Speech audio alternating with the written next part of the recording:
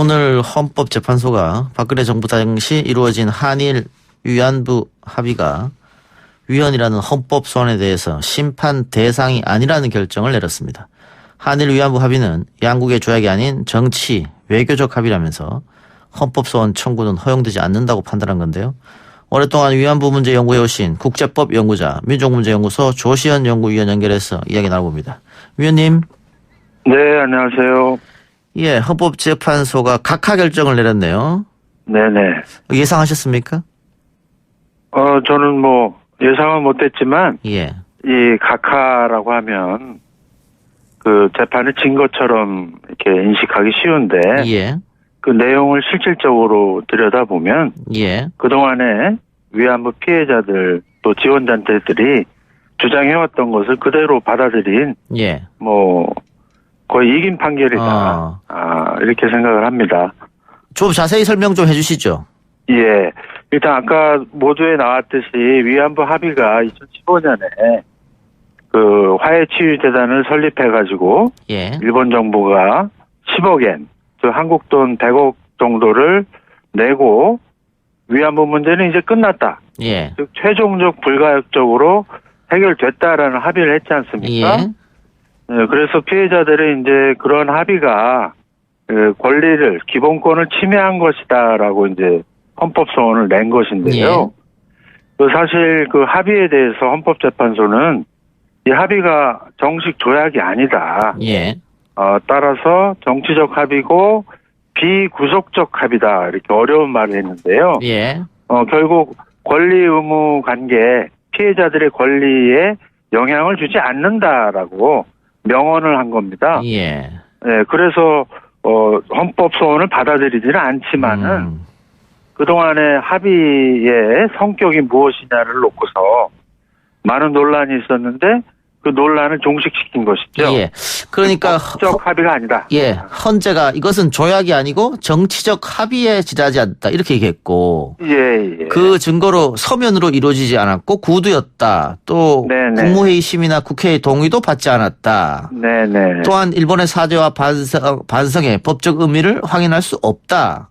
네네. 10억엔이라는 돈도 시기, 방법이 언급되지 않아서 구속력이 없다. 어쨌든 네. 할머니들의 주장을 대폭 수용했다. 그 결정문에 나와 있다. 이렇게 보면 되겠네요. 그걸 대폭이 아니라 100% 수용했다고 아하. 보는데요. 예. 헌법재판소는 이렇게 말하고 있습니다. 이 2015년 합의는 일본의 법적 책임 인정과 진정한 사과, 온전한 배상을 포함하고 있지 않다. 예. 즉 뭐냐면 법적 책임 문제가 아직 남아있다는 얘기고 예. 진정한 사과를 받아야 된다는 얘기고 예. 또 온전한 배상을 또한 받아내야 된다라고 하는 것을 명확하게 밝혔다고 할 수 있습니다. 예. 예. 그리고 어제 고등법원에서 피고 대한민국은 위안부 합의가 일본군 위안부 피해자 문제의 진정한 해결이 될 수 없다는 점을 분명히 하라 이렇게 얘기했단 말이죠. 이것도 의미 있는 이야기가 아닌가 싶은데요.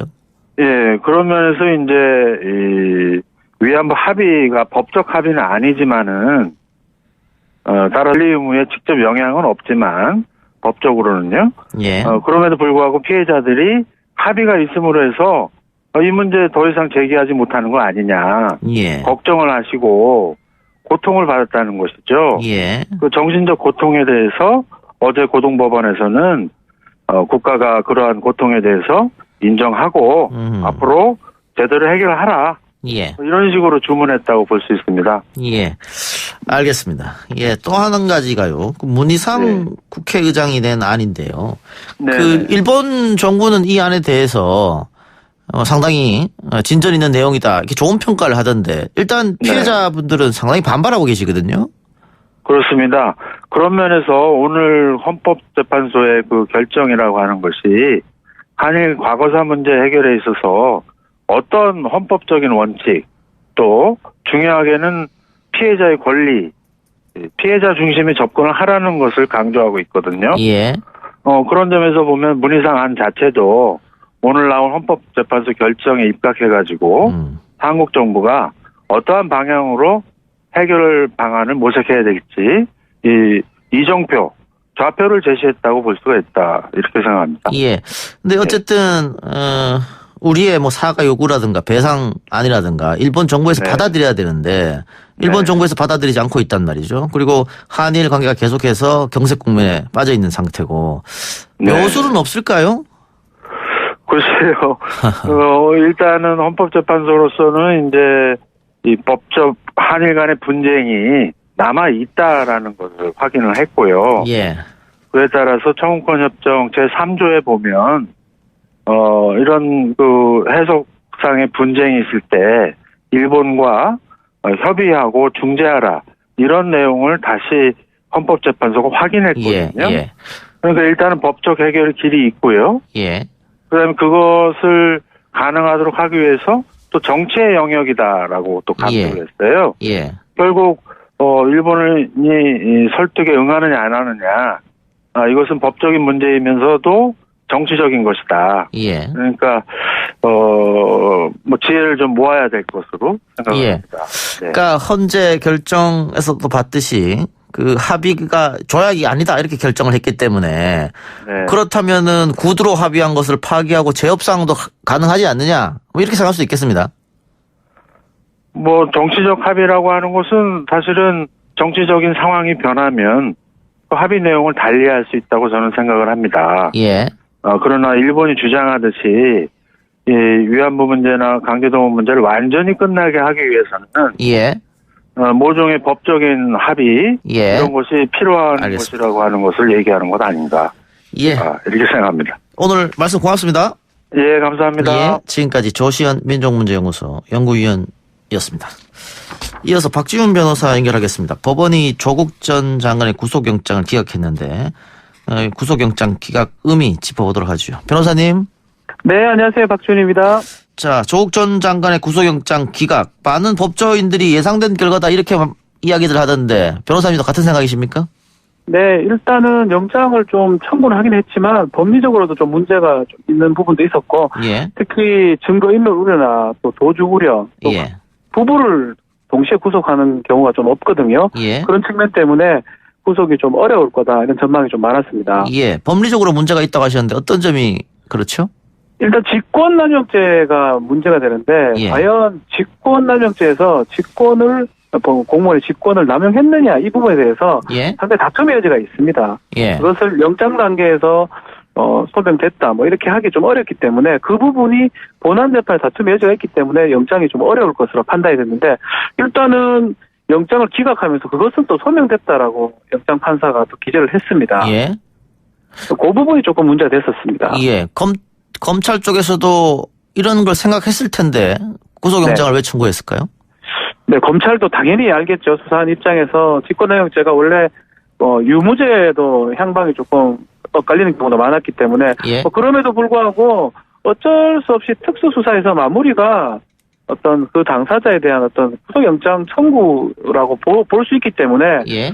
그래서 가족수사 이 부분에 대해서 좀 어려워서 아마 이 부분은 감찰 무마로 구속영장을 청구한 것으로 보입니다. 근데 가족과 공범으로 검찰은 계속 봤잖아요. 그리고 그 부분에 대해서 계속해서 수사를 해왔는데 예. 지금 얘기 나오는 걸 보면은 가족 문제로서는 불구속 기소한다 이런 입장이더라고요. 그렇죠. 그렇다면은 가족 문제도 불구속, 이것도 영장 기각, 검찰이 완전 패했다 이렇게 봐도 됩니까? 일단은 그 결과론적으로 봤을 때는 검찰 수사가 효과를 달성하지 못했다고 봐야 될 것 같은데요. 다만 한 가지는 좀 봐야 될 것 같아요. 예. 이번에 그 감찰 무마 영장을 기각하면서 예. 소명은 됐다라고 하고 재질이 나쁘다, 예. 법치주의 근간을 훼손했다 이런 걸 영장 기각하면서 기재를 했거든요. 예. 이 부분은 그래도 앞으로 수사할 동력의 여지는 남겨둔 게 아니냐, 예. 법원 입장에서. 그 부분은 자, 좀 의미가 있다고 보입니다. 그 부분 좀 짚어봅시다. 이야기해 주셨으니까. 죄질이 나쁘다 이 표현을 두고 청와대에서 발끈했거든요. 네. 그리고 이렇게 영장 내용과 또 요약해서 언론 배포하고 이게 이례적이라고 하던데 일단 이례적인 거 맞습니까? 예, 이례적이고요. 예. 또 영장을 기각하면서 그렇게 많이 적시하지 않거든요. 예. 특히 소명 얘기는 본안에 준하는 얘기입니다. 예. 본안 재판할 때 해야 될 얘기이기 때문에 예. 기각하면서 그냥 증거인멸 우려가 없다. 예. 도주의 우려가 없다. 이런 식으로 한 짧게 기재하는 게 일반적인데, 예. 일반적인데 그거를 이렇게 길게 기재하는 건 좀 이례적이라고 보입니다. 죄질이 나쁘다 이런 내용도 원래 영장에 들어갑니까? 안 쓰는 게 일반적인데요. 예, 언론 배포용에만 물론 들어갔고 영장 내용에는 그런 게 없습니다만은. 예, 이게 쓰게 되면 뭐가 문제냐면 예. 나중에 본재판에 갔을 때 예단을 줄 수가 있어요. 본안 재판하는 판사가. 영향을 미칠 수 있다 이 말씀이죠. 그렇죠. 그렇기 예. 때문에 그런 부분은 영장 단계는 이게 구속할 필요가 있냐 없냐 이 부분만 판단하면 돼요. 예. 이게 죄가 있냐 없냐가 중요하긴 중요하지만 그것을 일부러 기재할 필요가 없는데 이걸 기재한 부분은 조금 좀 이례적이라고 보는 게 맞는 것 같습니다. 예. 자, 앞으로 그럼 어떻게 될까요? 검찰이 영장을 재청구할까요? 우병우 수석 때는 3번 청구했었는데. 원래 같으면 재청구의 여지도 있는데 이번에 좀 달리 봐야 될 것 같아요. 왜냐하면 모범 답안을 쓴 것 같아요. 소명은 됐는데 영장을 발부할 수 없는 거는 도주도 안 되고 증거 인멸 우려도 없고 특히 부부 둘 다 구속하기 어렵다 이런 얘기를 했거든요. 예. 똑같이 이게 반복되기 때문에 예. 재청구는 조금 어렵지 않을까 예. 하더라도 만약에 소명 이 부분이 다툼의 여지가 있었다 그러면 한 번 더 해볼 여지는 있는데 소명은 됐는데 아니라고 법원에서 표현했기 때문에 예. 재청구는 이거 말고 가족수사도 청구하기도 어렵고 여러 가지 영장 청구는 좀 어렵지 않을까 예. 개인적으로 생각이 좀 듭니다. 예. 오늘 인터뷰에서도 이례적이란 말이 몇 번 나왔는데 조국 전 장관 관련 수사에서는 이례적인 일이 굉장히 많이 일어나네요. 너무 이례적인 부분들이 많습니다. 왜냐하면 수사한 거하고 다른 게 지금 영장이 된 거거든요. 예. 그런 부분까지 뭐 조금 납득하기 어려운 부분도 사실 있는 게 사실입니다. 알겠습니다. 변호사님 오늘 인터뷰 여기까지 하겠습니다. 네, 감사합니다. 예, 지금까지 박지훈 변호사였습니다. 1부 순서 마치고요. 2부 가수 김민우 씨와 함께 돌아옵니다.